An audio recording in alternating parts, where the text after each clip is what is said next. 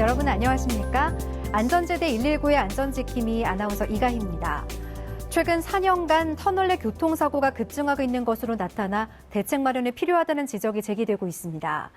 올해도 9월 기준으로 벌써 92건의 터널 내 교통사고로 인해 102명의 사상자가 난 상태인데요. 국토부가 2004년에 작성한 도로터널 방제시설 설치와 관리 지침에 의하면 의무 설치 설비 중 피난 연결 통로는 3등급으로 500m 이상 1000m 미만 터널까지 기본적으로 설치해야 하지만 현재 3등급 터널 146곳 중 58.9%에 달하는 86곳에 피난 연결 통로가 없는 것으로 드러났습니다. 또한 화재로 인한 유독가스가 들어오지 못하도록 차단 배출하고 유입된 매연을 희석시키는 제어 방식을 통해 피난상의 안전을 도모하는 소방시설인 제연 설비는 현재 3등급 터널 146곳 중 123곳에 설치하지 않는 것으로 나타났는데요. 현재 터널 내 교통사고가 줄어들지 않고 있는 만큼 하루빨리 시설을 보완해야겠습니다. 오늘 안전지대 119에서는 아찔한 화재와 교통사고를 돌아보고 가을철 야외활동 시 주의해야 하는 감염병에 대해 알아보도록 하겠습니다. 먼저 안전이 필요한 곳이면 어디든 달려가는 든든한 시민지킴이 119 구조대와 함께 뜨거운 화재 현장부터 긴급 출동합니다.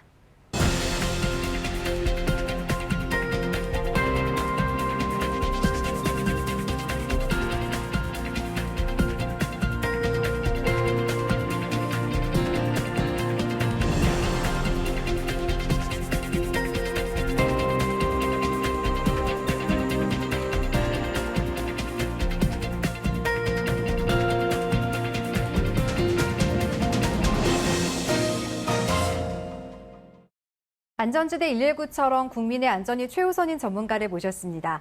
서울시립대 도시방재안전연구소 부소장 이영주 교수님입니다. 교수님 어서 오세요. 네, 안녕하세요. 네, 반갑습니다. 네.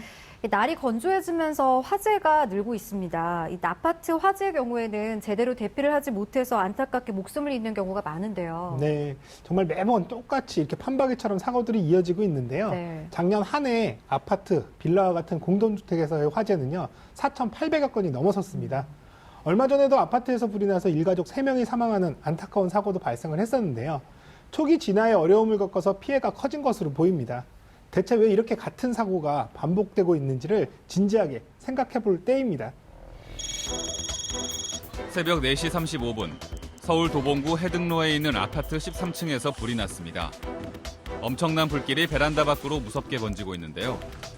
119 소방대원들이 급히 도착해 진압을 펼쳤지만 이미 커진 불길은 쉽게 잡히지 않아 피해가 컸습니다. 이 사고로 일가족 3명을 포함해 총 20여 명의 사상자를 냈는데요. 경찰과 소방당국은 대선에서 일어난 전기적 요인으로 화재가 난 것으로 보고 정확한 화재 원인을 조사하고 있습니다. 새벽 4시 8분, 서울 성북구 보문로에 있는 커피숍에서 화재가 발생했습니다. 커피숍 내부에서 검은 연기가 나고 있는 것을 맞은편 슈퍼 주인이 발견하고 신고했는데요.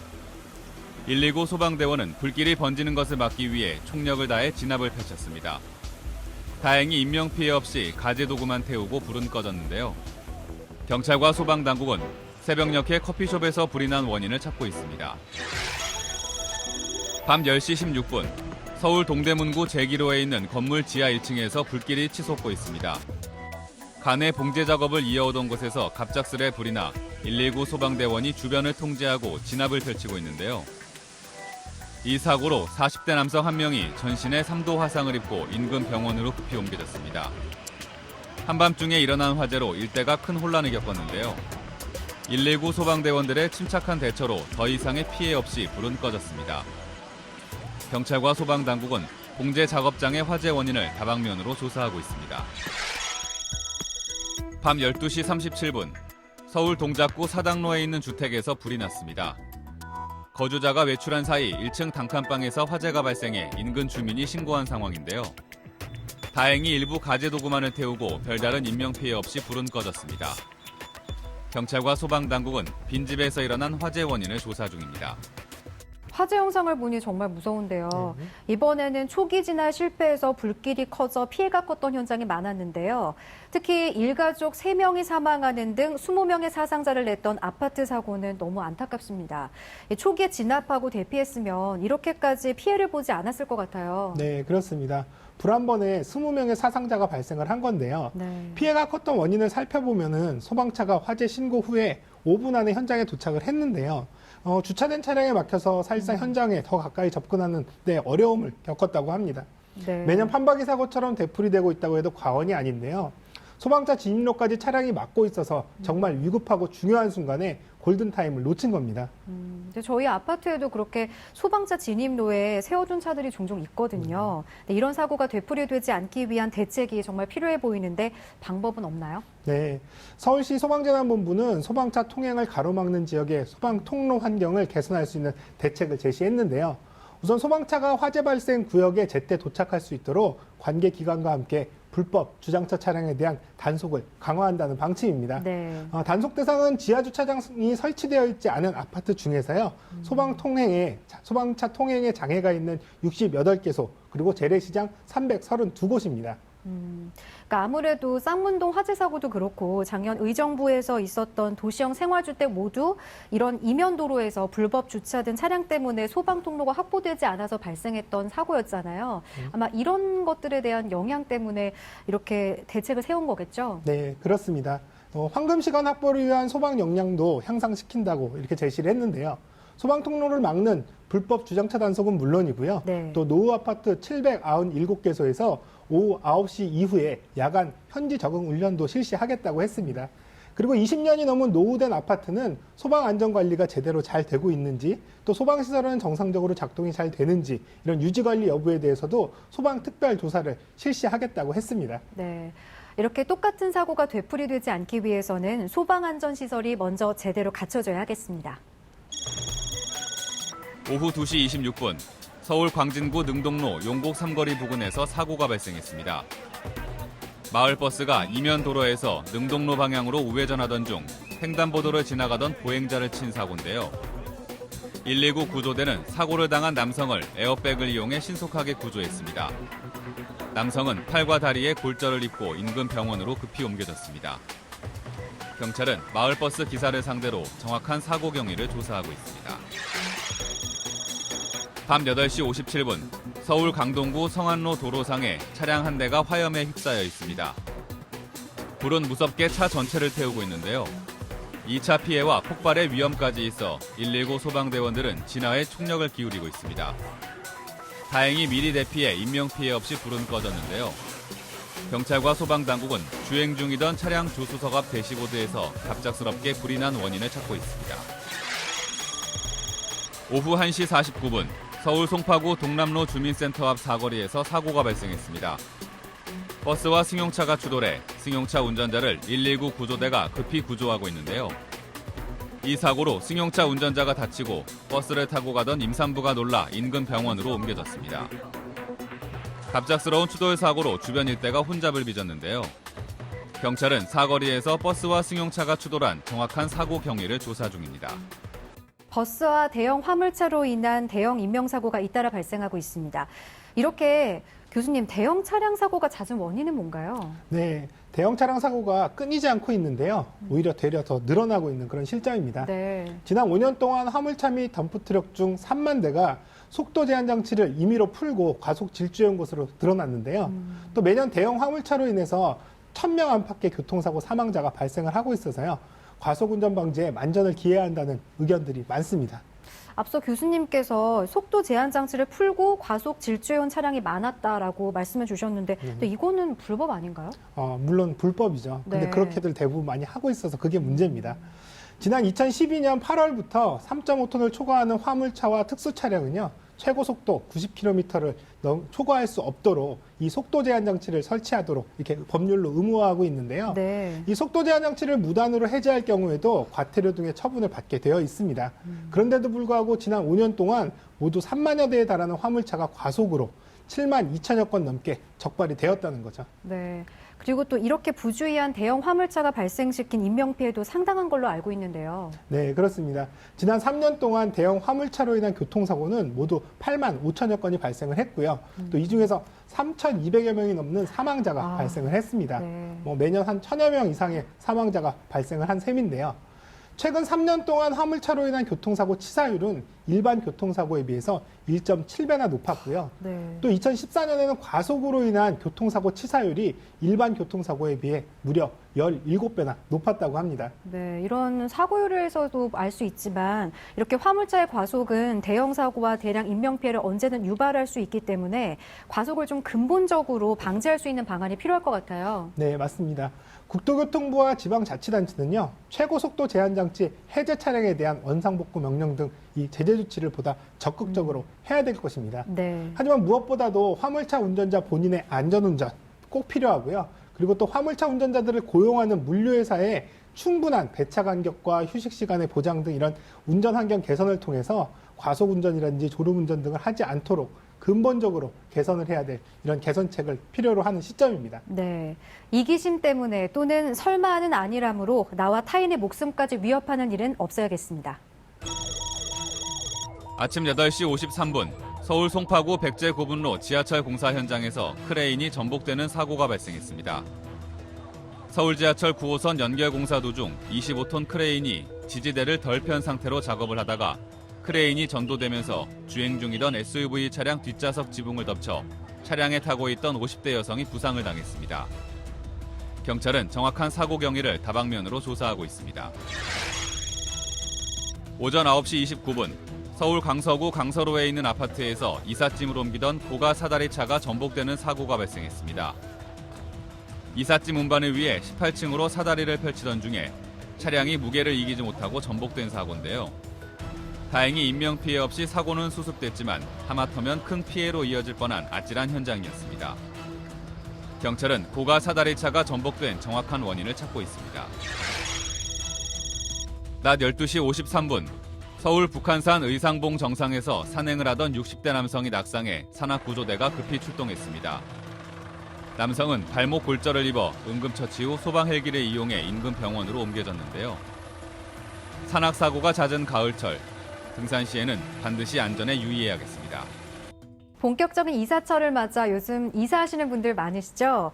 혹은 계획하고 계신 분들도 많으실 것 같아요. 영상에서도 봤듯이 이삿짐 차량에 의해 예기치 못한 사고를 당하는 경우가 있습니다. 네, 내 집 마련의 꿈을 안고 이사하시는 분들 많은 걸로 알고 있는데요. 네. 이렇게 즐겁게 이사를 하는 와중에 이삿짐 고가 사다리차가 사고로 이렇게 발생하는 경우가 심심치 않게 일어나고 있어서요. 주의가 요구되고 있는데요.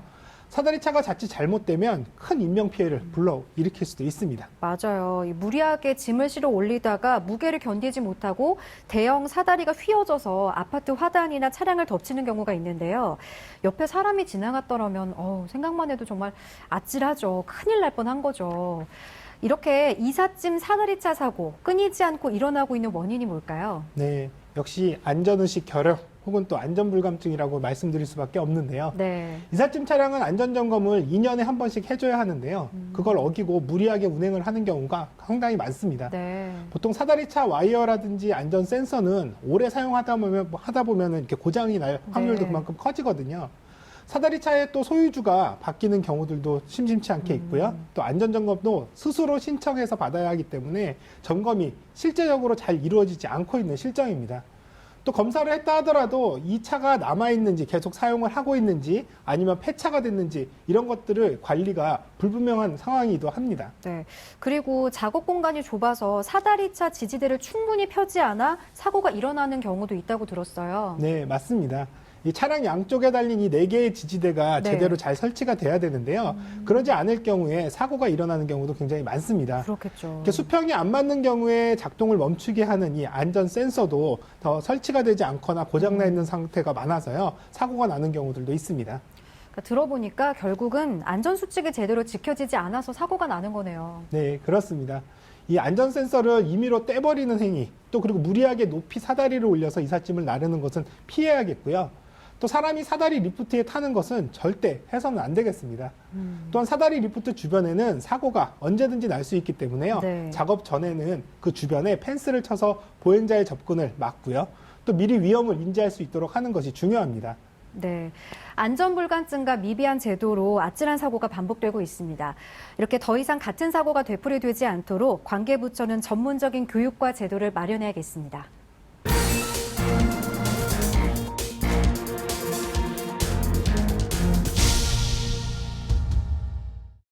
우리들의 안전생활을 위해 안전수칙을 속속들이 짚어보는 안전연구소 알아야 산다 시간입니다. 야유회나 등산, 벌초 등 야외 활동이 많은 가을입니다.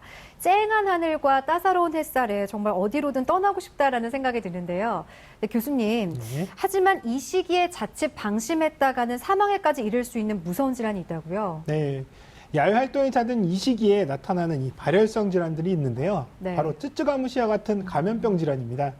무심코 넘겼다가는 정말 큰일을 당할 수가 있습니다. 네, 그래서 오늘 안전연구소에서는 가을철 야외 활동 시 주의해야 할 이런 감염병에 대해서 알아볼 텐데요. 쯔쯔가무시증과 같은 질환에 대해서 정확히 알아봐야겠습니다. 네, 쯔쯔가무시증은 매년 전국적으로 발생을 하고 있고요. 이와 같은 발열성 질환은 숲이나 들쥐에 기생하는 이 털 진드기 유충에 의해서 걸리게 되는데요. 네. 정확한 증세에 대해서 알려드리겠습니다. 가을철에는 렙토스피라증, 신증후군 출혈열, 쯔쯔가무시병이 기승을 부리는데요. 적절한 치료를 받지 않으면 합병증으로 사망할 수도 있기 때문에 질환을 잘 이해하고 예방법을 아는 것이 중요합니다. 렙토스피라증은 렙토스피라균에 오염된 야생동물, 특히 들쥐의 소변에 간접적으로 노출되어 발생합니다. 렙토스피라균은 비말 형태로 눈, 코, 입의 점막 또는 피부의 상처를 통해 우리 몸에 감염되는데요. 논밭 등에서 장시간 작업하는 농부에게 많이 발생되며 사람 사이에 감염은 없습니다.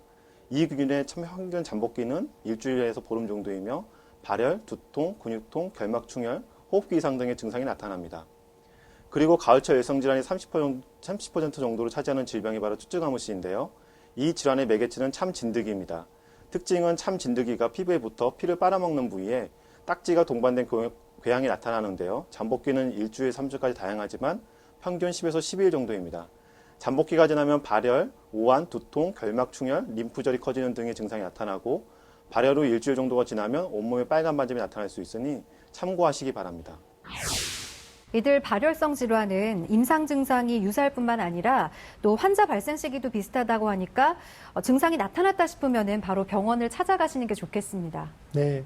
가을철 발열성 질환은 전국적으로 해마다 많은 수의 환자가 발생을 하고 있지만요. 네. 초기 증상이 감기 몸살과 유사해서 네. 진단과 진료가 늦어지는 경우가 또 많습니다. 네. 따라서 야외 활동 후에 두통이라든지 고열, 오한과 같은 심한 감기 증상이 있거나 벌레에 물린 곳이 있으면 지체 없이 진료를 받는 것을 잊지 말아야겠습니다. 그렇다면 교수님, 만약 내가 이런 감염병에 걸린 것 같다 싶으면 어떻게 대처를 해야 할까요? 또 예방법은 있나요? 네, 물론 잘 알고 대처하면 충분히 안전할 수 있습니다. 가을철 야외 진드기에 물렸을 때 대처법과 예방법을 알려드리겠습니다. 쯔쯔가무시와 같은 증상이 나타날 때는 야외 활동을 했는지와 진드기에 물린 곳은 없는지에 대한 확인이 필요합니다. 진드기에 물린 자국은 부어오르고 딱지가 생기기 때문에 쉽게 알 수 있습니다. 항생제 치료로 증상을 호전시킬 수 있지만 언제든 재감염이 될 수 있고 예방 백신이 아직 없어서 각별한 주의가 요구됩니다. 증상을 방치하게 되면 폐렴이나 뇌수막염 같은 합병증이 발생해서 사망에도 이를 수 있으니까 증상이 나타날 때는 빨리 병원을 찾아 치료해야 합니다. 예방법은 야외 활동 시 긴 옷을 입고 진드기 기피제를 바르는 것이 좋습니다. 진드기에 물리면 피부가 붓고 딱지가 지니까 이런 증상이 있다 싶으면 바로 병원으로 가서 검사를 받아야겠습니다. 네, 이런 증상을 방치하게 되면 결국 뇌수막염에 걸리거나요. 네. 사망에 이를 수가 있으니까 비슷한 증상이 나타난다 싶으면요. 지체 말고 병원을 찾으시기 바랍니다. 그렇다면 이런 쯔쯔가무시증과 같은 질병에 걸리지 않기 위한 안전수칙이 있을까요? 네, 진드기에 물리지 않기 위한 안전수칙 119 소방대원께서 자세히 알려주신다고 합니다. 가을철 발열성 질환에 걸리지 않으려면 진드기가 많이 서식하는 풀밭 위에 옷을 벗어두지 말고 앉거나 눕지 마시기 바랍니다. 풀밭에 앉을 때는 돗자리를 펴서 앉고 사용한 돗자리는 반드시 세척하여 햇볕에 말려야 합니다. 또한 풀밭에서 용변을 보는 행위는 절대 하지 말아야 하며 작업 시에는 일상복이 아닌 작업복을 구분해서 입고 소매는 단단히 여미고 바지는 양말 안으로 집어넣으면 좋습니다. 그리고 야외 활동 시 진드기 기피제를 휴대하시고 진드기가 있을 수 있는 야생동물과는 접촉하지 않도록 합니다. 야외 활동 후에는 옷을 털어 반드시 세탁하고 몸을 깨끗이 씻어야 합니다.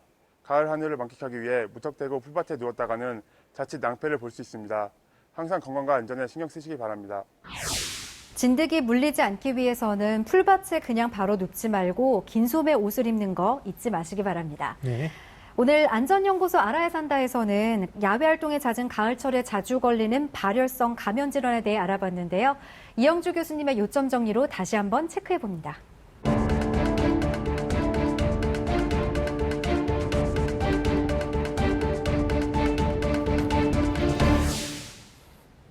가을철 발열성 질환, 쯔쯔가무시증과 같은 감염병에 걸리지 않기 위한 행동 수칙에 대해서 다시 한번 짚어드리겠습니다. 가을철 열성 질환 중 가장 흔한 질환인 쯔쯔가무시증은 딱지가 동반된 궤양이 나타나고요. 1주에서 3주까지 잠복기를 거쳐 발열과 발한, 또 두통과 충혈 등의 증상이 나타납니다. 또한 일주일 정도가 지나면 온몸에 빨간 반점이 나타날 수도 있으니까요. 이런 증상이 나타난다 싶으면 지체 말고 병원으로 가시기 바랍니다. 이런 감염병을 예방하기 위해서는 풀밭에 옷을 그냥 벗어두지 말고 또 무턱대고 그냥 풀밭에 누워서도 안 됩니다. 풀밭에 앉을 때는 반드시 돗자리를 펴서 앉고요. 앉았던 돗자리는 반드시 세척을 하시기 바랍니다. 진드기가 묻어있을 수 있는 야생동물과의 접촉은 가급적 피하고 진드기 기피제를 가지고 다니면서 뿌리는 것도 좋겠습니다. 또한 야외 활동 후에는 몸을 청결히 닦고 진드기가 붙어있지 않은지 꼼꼼히 확인하셔야겠습니다. 무턱대고 풀밭에 누웠다가는 여러분들도 감염병에 걸릴 수 있습니다. 안전한 습관만이 나를 지킬 수 있습니다.